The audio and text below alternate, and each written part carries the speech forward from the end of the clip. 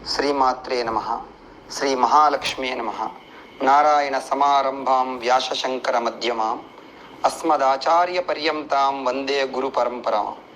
నారాయణం నమస్కృత్య నరం చైవ నరోత్తమం దేవీం సరస్వతీం వ్యాసం తతో జయముధీరయేత్. వాయుశాపము. అంబరీషునితో నారదుడు ఈ విధంగా వైశాఖ మహత్యమును వివరించెను. శృతదేవుడు శృతకీర్తికి శంఖవ్యాధుల సంవాదనము వివరించి ఇట్లనెను. శంఖముని మాటలను విని కిరాతుడిట్లనెను. స్వామి, విష్ణువునుద్దేశించి చేయు ధర్మములు, పూజలు ప్రశస్తములు. వానిలో వైశాఖ మాస వ్రతధర్మాదులు మరింత ప్రశస్తములని చెప్పిరి. బ్రహ్మజ్ఞాని ఆ విష్ణు వెట్టివాడు, వాని లక్షణమేమి, వానిని చెప్పు ప్రమాణమేది, వానిని తెలుసుకొనుట ఎట్లు, వానికి చెందిన ధర్మాలేవి,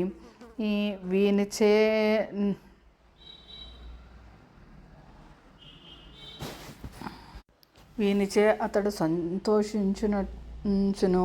నీ సేవకుడు నాకు ఈ విషయములు దయించి చెప్పగోరును అని శంఖమహాముని సవినయముగా అడిగెను. శంకుడును, కిరాతుడా వినుము, చెప్పెదను.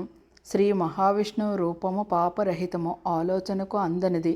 బ్రహ్మ మొదలగు దేవతలు మహాత్ములకు మునులను తెలుసుకొనజాలనిది. శ్రీ మహావిష్ణువు శక్తి గుణములు సర్వదా సంపూర్ణములుగా నిశ్చయముగా సమస్తమునకు అధిపతి. గుణరహితుడు, నిష్కలుడు, అనంతుడు, సచ్చిదానంద రూపుడు, చరాచర స్వరూపము సాటిలేనిది. దీనికి అధిపతి ఆశ్రయము శ్రీ మహావిష్ణువు. ఇవన్నీయు పోయినను శ్రీహరి స్థానము పోదు.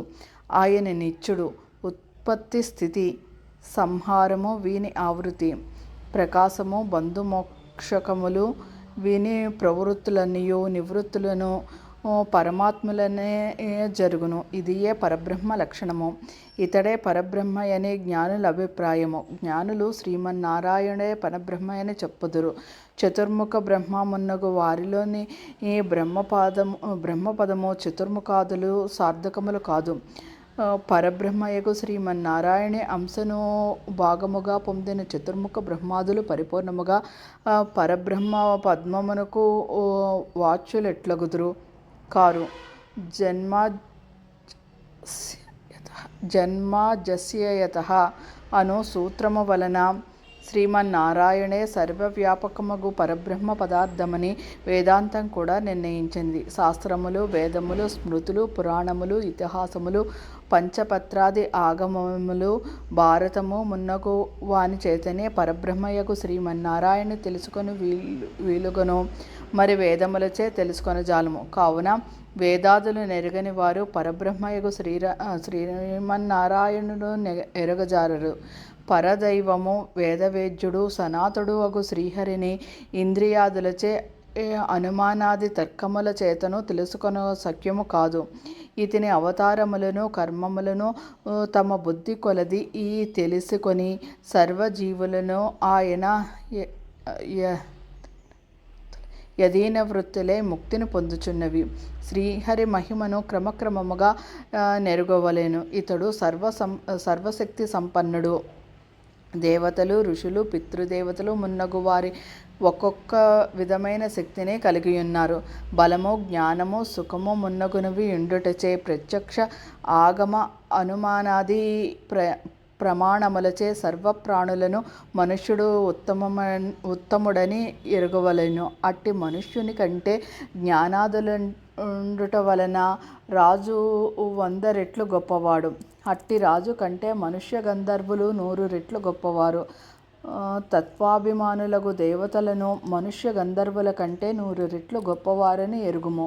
అట్టి దేవతల కంటే సప్తఋషులు గొప్పవారు. సప్తఋషుల కంటే అగ్ని, అగ్ని కంటే సూర్యుడు, సూర్యుని కంటే గురువు, గురువు కంటే ప్రాణము, ప్రాణము కంటే ఇంద్రుడు, మిక్కిలి గొప్పవారు బలవంతులు. ఇంద్రుని కంటే గిరిజాదేవి, ఆమె కంటే జగద్గురువగు శివుడు, శివుని కంటే మహాదేవియగు బుద్ధి, బుద్ధి కంటే మహాప్రాణము గొప్పవి. అట్టి మహాప్రాణము కంటే గొప్పది లేదు. ఆ ప్రాణము నుండే సర్వము ఉన్నది. ఆ ప్రాణము నుండియే ప్రాణాత్మకమగు విశ్వమున్నది పుట్టినది. సర్వము ప్రాణమునందే కూడియున్నది. ప్రాణము వలనే సర్వము కలుగుచున్నది. నల్లని మబ్బు వలె ప్రకాశించు నీ ప్రాణమును సర్వాధారమని పెద్దలు చెప్పుచున్నారు. లక్ష్మీ కటాక్షముచే ప్రాణము నిలిచియుండును. ఆ లక్ష్మీదేవి శ్రీమన్నారాయణి కొద్దిపాటి దయచేతనే మరింతగా ప్రకాశించును. అట్టి సర్వాధారుడు సర్వోత్తముడు శ్రీ మహావిష్ణువు కంటే గొప్పది సమానమైనది ఏదియునూ లేదు అని శంకుడు వివరించుచుండగా, కిరాతుడు, స్వామి, ప్రాణము అన్నింటికంటే గొప్పదో, ప్రాణము కంటే విష్ణువు గొప్పవాడో వివరింపమని శంఖముని ప్రార్థించును. అప్పుడు శంకుడిట్లెన్ను, కిరాత వినుము. సమస్త జీవులు పరిశీలించి నిర్ణయించిన ప్రాణాధికమును చెప్పుదను వినుము. పూర్వము శ్రీమన్నారాయణుడు బ్రహ్మాండమును సృష్టించి బ్రహ్మాదులతో నిట్లెనెను, దేవతలారా, నేను మీ దేవతల సామ్రాజ్యమునకు బ్రహ్మను అధిపతిగా రాజుగా నియమించుచున్నాను. మరి మీలో గొప్పవారెవరో చెప్పిన వానిని యువరాజుగా చేయుదును. అతడు శీలము, శౌర్యము, ఔదార్యము మున్నగు గుణములను కలిగి ఉండుట వలనని శ్రీహరి పలుకగా, ఇంద్రాదులు నేను గొప్ప అనగా నేను గొప్ప అని పరస్పరం వివాదం పడిరి. కొందరు సూర్యుడు గొప్పవాడనిరి, ఇంద్రుడు గొప్పయని కొందరనిరి, కొందరేమీననక మౌనముగా ఉండిరి. ఇంద్రాది దేవతలు యువరాజు పదవికి తమలో తగిన వారెవరో తెలియక నిర్ణయించుకొనలేక శ్రీమన్నారాయణ కడకు పోయి ఆయనను అడిగిరి. అప్పుడు శ్రీహరి నవ్వుచు, విరాట్ పురుషుడు సృష్టించిన ఈ స్థూల దేహమే వైరాజమనబడును. ఈ దేహమున చాలామంది దేవతలు అంశరూపములుండురు. ఏ దేవుడు ఏ దేవుని అంశ ఈ శరీరం నుండి బయటకు వచ్చిన ఈ దేహం పడిపోవునో, ఎవరు ప్రవేశించిన లేచునో అతడే ఆ దేవుని అంశయే బ్రహ్మ తరువాత యువరాజు పదవికి తగిన దైవం అని పలికెను. శ్రీహరి చెప్పిన మాటలకు దేవతలందరూ అంగీకరించరి. స్థూల శరీరమున పాదముల నుండి ముందుగా జయంతుడను దేవశ్రేష్ఠుడు వెలుపలకు వచ్చును. అప్పుడు ఆ శరీరం నడవలేకయుండును, కానీ వినుట, చూచుట మున్నగు సర్వకార్యములు చేయుచుండును. అప్పుడు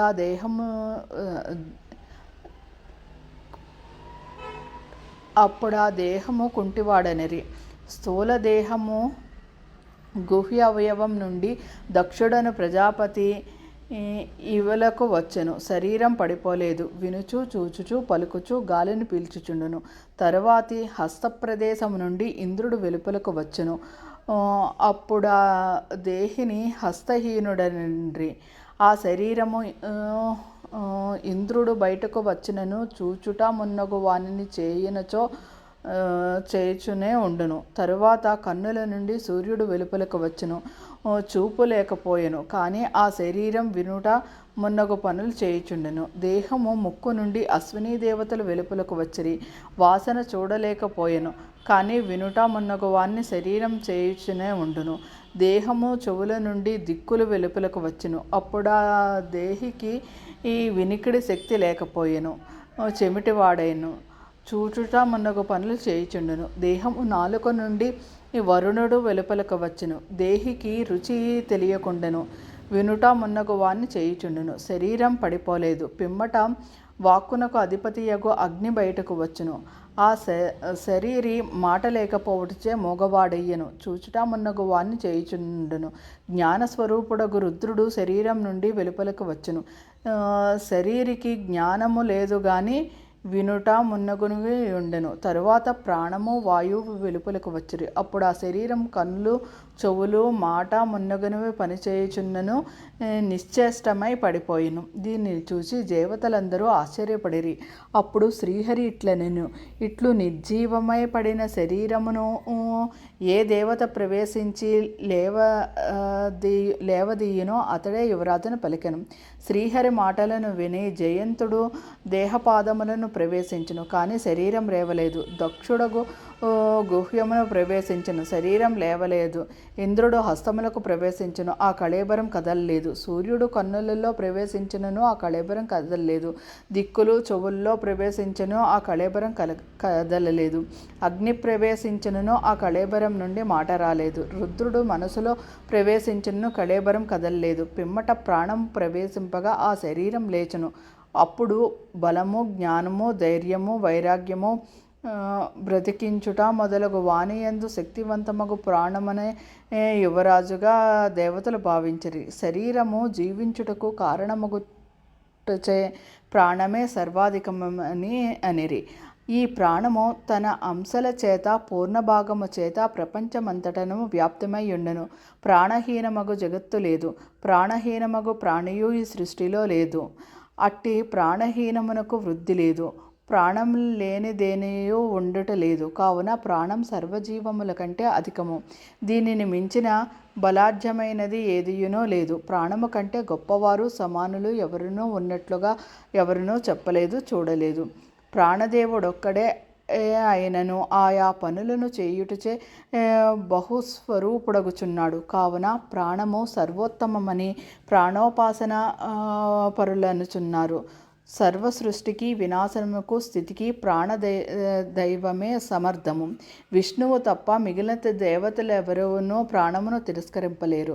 ప్రాణదేవత సర్వదేవాత్మకము, సర్వదేవమయము, నిత్యము శ్రీహరిని అనుసరించుచుండును, శ్రీహరి వశమున నుండును. ప్రాణదైవము శ్రీహరికి వ్యతిరేకమైన దానిని వినదు, చూడదు. రుద్రుడు, ఇంద్రుడు మున్నగు వారు శ్రీహరికి వ్యతిరేకము చేసిరి.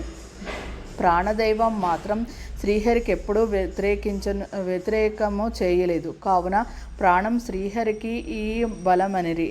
కావున శ్రీ మహావిష్ణువు మహిమను లక్షణమును తెలిసిన జీవి పూర్వకర్మవశమున సిద్ధమైన స్థూలమైన తన శరీరముపైనున్న కుబుసమును విడిచినట్లు విడిచి తుదకు సర్వోత్తమము వినాశవహితము ఆగు శ్రీహరి పదమును చేరుచున్నాడు.